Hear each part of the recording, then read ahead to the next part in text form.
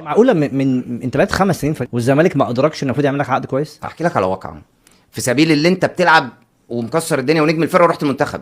المفروض العقليه اللي انا اجيب واحد تعالى انت بتلعب ونجم الفرقه واساسي وي انت فاضل لك قد ايه؟ سنه بالظبط. تعالى جدد 2 تاني 3 تاني وحافظ على الولد. لا يا عم انت ابن النادي سيبه. ما هو فاكرين بقى اللي انت ايه مش هتمشي خلاص ابدي انت معايا ابدي. اتكلم بقى يعني انا عايز عايز اكلم ده واكلم ما حدش بيسال فيك. المهم مره المستشار مرتضى منصور جه التمرين وحضر فكلمت معاه قال لي بقى تعالى لي المكتب الساعه 12.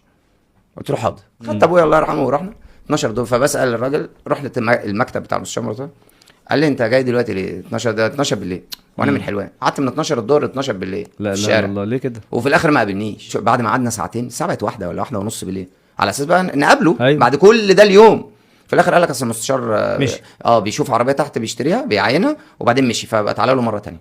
انت متخيل؟ يا جماعه انا عايز اجدد يعني عايز اجدد وحافظوا عليا وانت دايس بنزين وبتلعب بلعب ومكسر الدنيا. بدايه زيزو وانا هنا هحاول انقل انفعالاته كمان. انا مش مصدق ان دي المعامله اللي تتعامل بيها مع لاعب عمره ما اثر في حق النادي.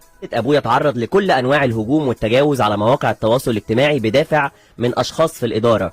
ندخل في جلسه قبل ما نخرج منها الاقي التفاصيل نازله على المواقع بالشتيمه اللي عليها.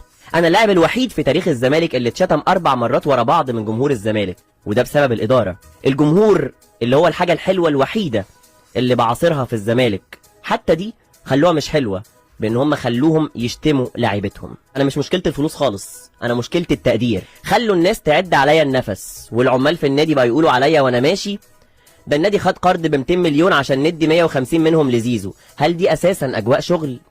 ميدو بيتكلم عن تجديدي لكن في ماتش مودرن قبل ما اعمل الاسيست لشيكابالا كان في الماتش ده في المدرجات بيهاجمني وبيقول بقى هو ده اللي عايز الملايين دي.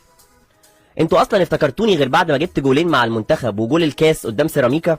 بقالي 7 شهور بتحايل عليكم نجدد مش عشان محتاج فلوس ده عشان اساعد الاداره تبقى الطرف الاقوى قبل ما ندخل في الوقت الضايع. غشش حسين لبيب يتعامل مع بابا ازاي ويقول ايه علشان نوصل لحل في الاخر يقولوا لي قدامك اسبوع. انا والله رحت لشيكابالا بعد ما اترفض احد العروض اللي كانت جايه لي قلت له ارجوك اتصرف مع الاداره وخليهم يجددوا لي. انت عارف ان احد المسؤولين في الفتره اللي فاتت جه من الزمالك وقال لي طب بص مش لازم تكمل في الزمالك لكن ما تروحش الاهلي. هل دي العقليه السليمه بدل ما نواجه ونقلل الفوارق مع منافسنا؟ هم اللي وصلوني دلوقتي لان بقى قدامي اختيارات كامله.